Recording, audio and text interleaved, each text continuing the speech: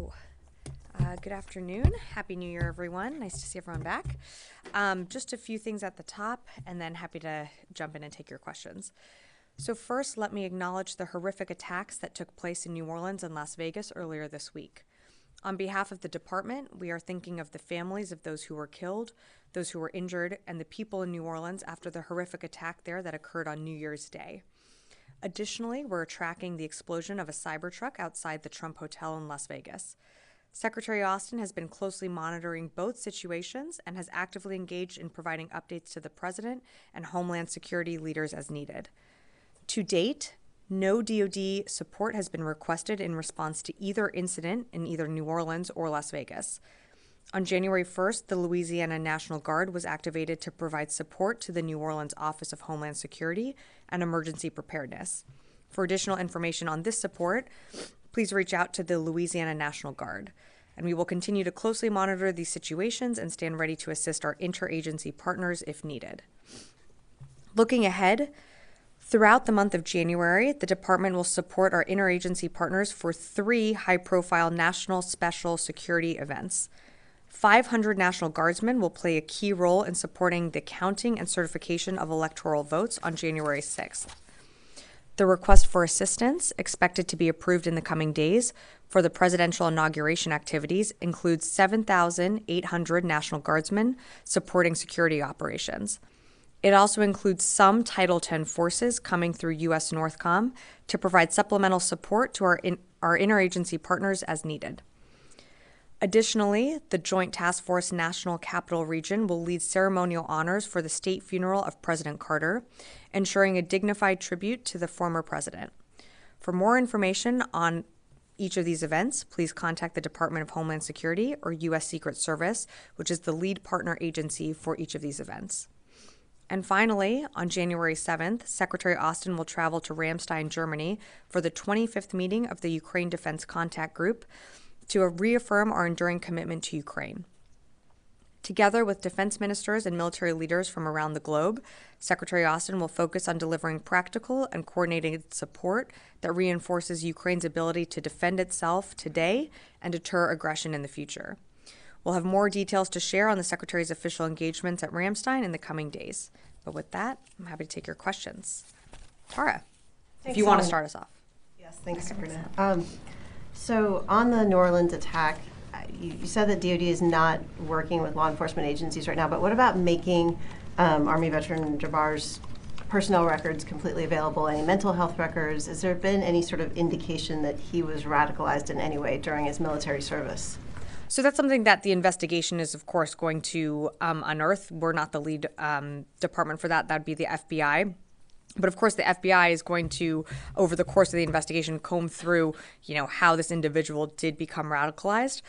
In terms of his personnel information while he was serving in the Army and as a reservist, I'd refer you to the Army. I believe they did release some of his medical personnel information. So, I don't have more than what they've already provided. Did release to the FBI, or how do they access those records? So Army CID is working with the FBI and local law enforcement for the Las Vegas event that occurred earlier this week, assisting with the investigation. But again, we're not the lead. But of course, Army is going to be providing medical records, any other assistance that we can or that's requested. We're going to, of course, support the investigations that are happening either by the FBI when it comes to the New Orleans event or with the Las Vegas incident. Okay, 2 more on the Las Vegas incident. Sure. CNN is reporting that Matthew Leibelsberger may have been diagnosed with depression and may have sought treatment. Has DoD started to look through his medical records for any sort of indication of maybe a problem that wasn't treated? I can confirm that we have turned over we meaning the department has turned over all medical records to local law enforcement. At this time, I just don't have more details to share. That being said, since you referenced it, when it comes to our service members in active duty, there are a number of different ways to seek mental health and mental health treatment. It can be through your chain of command. It can be through the chaplain on base. it can be through Military One Source. And we encourage that. We encourage our service members, if you need help, if you feel that you need to seek any type of mental health treatment or just to talk to someone, to seek the services that are available either on base or online. And just one last. Sure. Is the Secretary planning to file an appeal for Khalid Sheikh Mohammed's plea agreement before the end of the administration? Tara, I don't know if you're tracking the latest developments, if that's what you're referencing, but this morning a judge denied our motion to, yeah. Is he going to pursue that further? So we're in conjunction with the Department of Justice. The department is considering our options, but since this just happened this morning, I just don't have more to provide at this time. Liz. Just to follow up on Matthew Leibelsberger, were there any warning signs that his commander would have been aware of? Was there any doubt that he should be able to take this leave to the U.S.? That's something that it's under investigation by local law enforcement. I just don't have more details to provide with you at this time. If I'm able to at a later date, I certainly will. And then separately, there were videos showing U.S. military vehicles heading into northern Syria near Kobani. Are U.S. forces building a base there, or what's going on? Yeah, I've seen some of the reports and have gotten questions about that. There's no plans to build a U.S. base in Kobani, so I'm not sure where that's coming from. Okay. Do you know, is it anything regarding U.S. partner forces in the region? That I can't speak to. As you know, we certainly have encouraged and welcomed the cessation of violence between SDF and other forces in that region. We're continuing to work and focus on our mission, which while we're in Syria, to ensure the enduring defeat of ISIS. But when it comes to U.S. forces in Kobani, there's no plan or intent right now to set up any base. I'm not sure where those reports are coming from. Constantine. Thanks, Sabrina. Going back to the two, the New Orleans attack and Las Vegas, can you definitively say whether Leibelsberger and Jabbar ever served at the same base or in the same unit together? Well, Army has, their records, and I'd refer you to Army to, further clarify, where they served. I'm not tracking, and I think the FBI said this, that there's a connection between the two events. I'm not tracking that there's an overlap in their service record. That being said, I would refer you to Army just to speak more to that. But at this moment, I'm not tracking that they had an overlap at any time. Of course. I'm going to go to the phones and then come back in the room. Jeff Shogel, Task and Purpose. Thank you. Just two quick questions. Are U.S. troops in Kobani? And then do you have any information about an Army soldier who was arrested allegedly for stealing telephone information? His name is Cameron Wagenius. Jeff, on your latter question, I don't have any information on that. On your first question on Kobani, I'm not aware of U.S. forces. Again, I've seen those reports, and as Liz had asked me earlier about U.S. forces establishing some type of base or presence in Kobani, I'm not tracking that is accurate or that we have plans to do so in any way. Moving on to the phones, Mike Glenn, Washington Times. Yeah, thanks, Sabrina. Can you confirm if the chairman has met with any of the Trump transition people so far? Is he expecting to make his pitch for why he should stay in a position in the new administration? Yeah, thanks, Mike, for the question. For questions about the chairman, I think, as you know, I'm going to refer you to Joint Staff to speak to that. As of today, January 3rd, I can tell you that the transition members have met with 79 DoD officials. We are committed to a responsible and smooth transition, but when it comes to the Joint Staff, I'd refer you to them to speak to their engagements with the transition team. I'll come back in the room. Yeah, Chris. Thanks, Sabrina. Without speaking to the case in New Orleans and any motivations there, how does the Pentagon assess ISIS-Khore's ability to conduct external operations? Well, I mean, ISIS retains capabilities, as we've seen in Iraq and Syria, and that's why we have our forces in both of those countries to ensure that ISIS can never reconstitute or resurge or surge back to what it was, just a decade ago. I mean, the entire mission of our force presence there is to ensure the enduring defeat of ISIS. And that's why we've partnered with the Syrian Democratic Forces, over the past few years. And that's why we continue to conduct strikes against ISIS positions, whether it be as recently as in the Badia Desert or elsewhere, because of course ISIS remains a threat, but they certainly are not the same threat that they were a decade ago. Great. Janie? Thank you very much, Sabrina. Happy New Year. Happy New Year. Thank you. I have two questions. Sure. And the President Biden signed the National Defense Authorization Act regarding the stationing of 28,500 U.S. troops in South Korea. Do you think there will be a change in the role of the U.S. troops in South Korea? Any change? Janie, I think the short answer is no. We have an ironclad commitment with ROC when it comes to our mill-to-mill cooperation. Those channels and those lines of communication, are still good, and the ROC is a valued partner of the United States when it comes to our presence in the Indo-Pacific. So I'm not, anticipating any changes to that. In South Korea, there is currently a war between anti-United States, pro-Chinese forces, and pro-U.S. anti-Chinese forces in South Korea. What impact do you think South Korea's security vacuum will have on the security of the Korean Peninsula and the Indo-Pacific? And will this affect any ROK-U.S. alliance? So just to get at the heart of your question, there's no change to the U.S.-ROC alliance when it comes to our mill-to-mill cooperation. When it comes to the domestic issues and forces happening in the Republic of Korea, obviously it's something that we're going to monitor. But those are things that the people of the Republic of Korea are going to have to chart for themselves. I can only speak on behalf of the military cooperation between our two militaries, and that still remains strong. And it's going to continue on beyond this administration as well. I'm going to go to the phones and then happy to come back in the room. Howard Altman, the War Zone. Thanks, Sabrina. Can you talk about the status of the so-called ceasefire between SDF and the Turkish-backed forces, and what level of support is the U.S. providing SDF in the Kobani area or in that particular part of Syria? Thanks, Howard, for the question. So as you heard me say earlier, we do support the cessation of all violence in parts of Syria.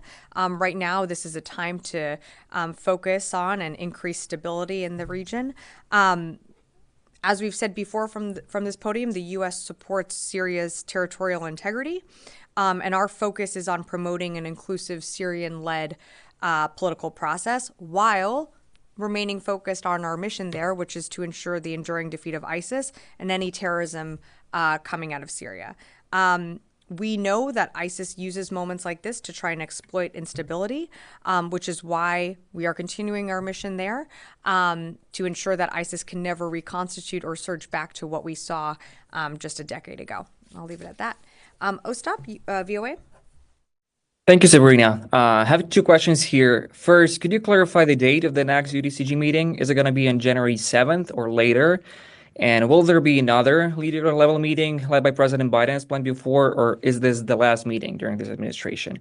And second question, should we expect more PDA announcements for Ukraine in the coming weeks? Thank you. Thanks for the question. So in terms of PDA announcements, I'm not going to get ahead of anything, and I have no announcements to make today. What I had said at the beginning of the press briefing was that on January 7th, the Secretary will be leaving for Ramstein for the UDCG, and that will be the 25th meeting of the Ukraine Defense Contact Group. In terms of the president's schedule, I'm not going to speak for that. I'd refer you to the White House for anything that involves travel for the president.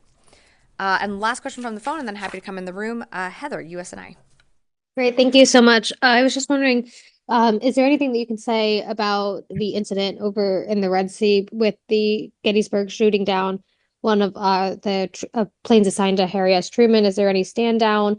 What kind of discussions were held between the US and our partners and allies to assure that they would not also face similar situations with our ships? Thanks, Heather, for the question. So I don't have more to provide than what has been put out by CENTCOM previously. What happened with our F-18, that is under investigation. I think you saw that the Gettysburg did mistakenly fire and hit one of our F-18s. Again, it's an ongoing investigation. I just don't have more to provide at this time.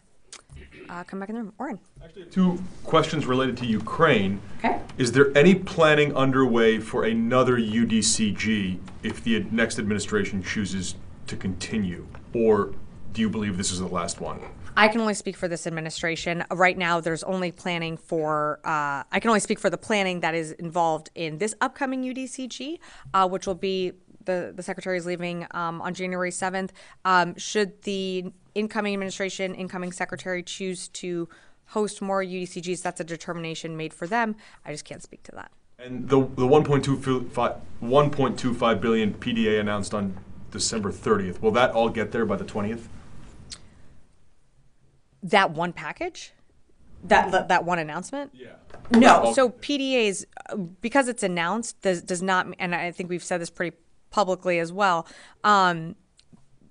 PDAs, as they get announced, capability and equipment flows off our shelves as it's available. So it is very likely that you are going to see more capabilities continue to flow to Ukraine post this administration. That's very normal. When PDAs get announced, we've had PDAs announced from November, December. That capability continues to flow. That doesn't mean that that package is necessarily closed out. It does take some equipment can get there within days. Some equipment, as you know, can take much longer. Great. Charlie. Sabrina, regardless if there is a relationship between what happened in New Orleans and Las Vegas, you have two U.S. service members who went rogue, one who actually killed other Americans, another one who's an active service member, highly decorated.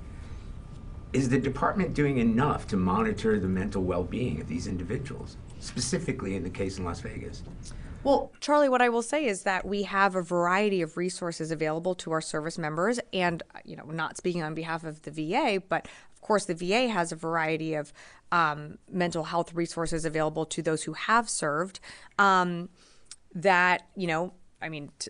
our department, include those available within the chain of command, those available on base, and of course we have Military One Source that's available online. I think what's important with these two incidents is that you have to remember that the vast majority of men and women who serve in uniform do so every single day with the honor, integrity, and character while upholding their oath to protect and defend the Constitution. These are tragic events that happened in Las Vegas and New Orleans.